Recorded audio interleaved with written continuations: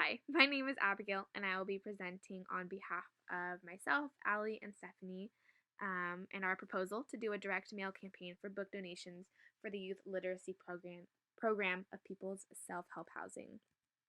So, just a little overview. We aim to help people self-help housing through assisting in the education program. Specifically, through our research, we learned there are currently 300 students involved in the academic on-site after-school program at 10 different sites. And the Youth Literacy Program serves residents from kindergarten to 12th grade and high school at 9 different sites. And a main emphasis in this program is improving students to at least grade level reading. And so our goal is to gain interest in the community by carrying out a direct mail postcard campaign. In our campaign, we will target families, teachers, and libraries in San Luis Obispo and the surrounding areas. And then through using variable data, we aim to personalize the message of each postcard based on the recipient. It could be beneficial to choose a few schools in the area or a public community center where there would be a book drop off for convenience. And so, in regards to personalization, on each card, the greeting, statistic, location, and image will be catered to the individual receiving it.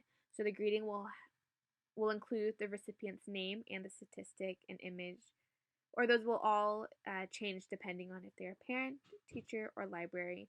And the closest donation site will change based on their location. And then, so the data that we would need in order to have a successful personalization would be their full name, the mailing address, occupation, and then an age range of the kids that they have. And so diving into here's an example of one of what a personalized postcard that would be sent to a parent could look like. So on the left, you can see the front of the postcard, while the back of the postcard is on the right. And the statistic states students not reading well in third grade are 4 times more likely to drop out. We thought that using a statistic on each postcard could be extremely beneficial in helping the recipient understand why it is important for them to donate and how they could really help the students in the program. And then on each postcard, we included the People Self Help Housing logo so they are aware of the organization from which the postcard is coming from. And each postcard also includes an About Us section, which introduces them to the program and what it does, and tells them more about all the students that benefit from the program. And then we have included a What You Can Do section, which is a call to action on how the recipient can specifically take part in helping these students, which would be by donating their used books. And the dates of the drive and the closest drop-off location is also included to make it clear to the reader or to the receiver of the postcard when and where to drop off their used books. So specifically on this slide where there are blue boxes, it just shows the variable data component within each postcard. So that's the recipient name, the address, closest drop-off location, and an individualized quote and image that were selected to cater to them based on if they're a parent, teacher, or a library. So this is another example of if we were to send this postcard to a teacher, and so the quote or the statistic that would change is research consistently shows a strong correlation between reading and academic success at all ages. Again, the blue boxes depict where the data would change for a more personalized experience for the recipient. Here's another example of what a postcard would look like sent to a library. We changed the statistic again to 80% of students from low income backgrounds read below grade level. And here is again where those would change. So how would we go about implementing this? This campaign would immediately follow the holiday season. The thought is that postcards would be sent out mid-January to early February, and then the donation drive could begin in February and go through mid-April. And we have chosen this specific timeline because as families and individuals receive gifts during the holiday season, so comes the time where they will be cleaning out their old belongings, such as old books that could be given to this program. Where we would be collecting books. And then some benefits that we have found from doing a direct mail campaign. So a myth that we just wanted to debunk really quickly is that paper mail is disregarded by the recipient and obsolete. However, we believe a direct mailing campaign can have an immediate positive impact. So while paper mail can often thought to be disregarded and obsolete, our research shows it is actually more successful than email and digital media campaigns.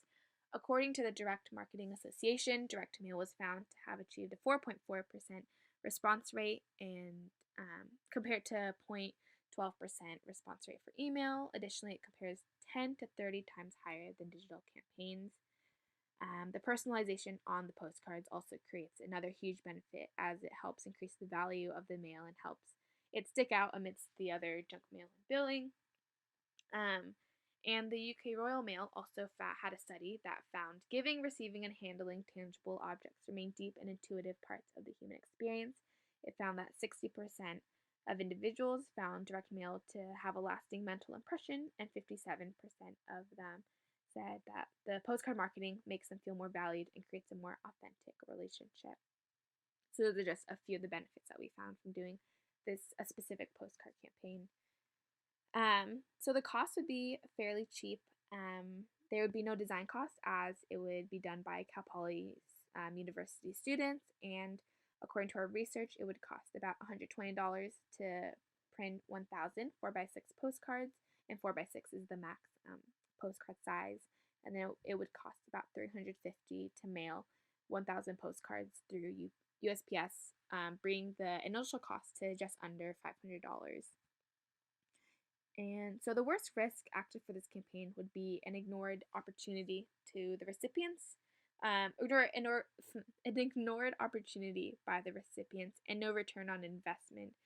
With mailing, there is always a risk that the postcard can be lost or damaged, but this is not very likely.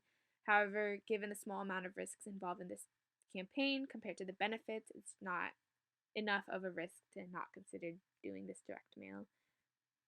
And then our measurements would include tracking how many recipients responded to our campaign. This could be via email, mail, phone call, having an individual actually visit the people's self-help housing locations.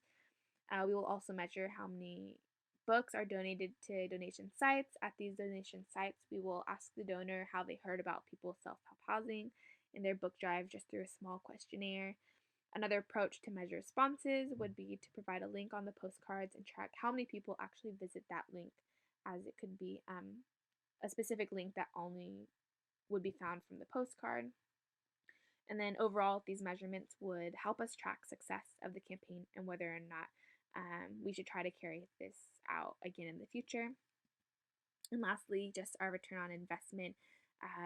Ultimately, this postcard campaign will help foster a relationship between parents, teachers, and libraries to the youth literacy program that will last much longer than the actual lifetime of the postcard. And not only is a response guaranteed, but the increased recognition of who self-help housing is and what they offer the Central Coast community is invaluable. But yeah, thank you so much for listening.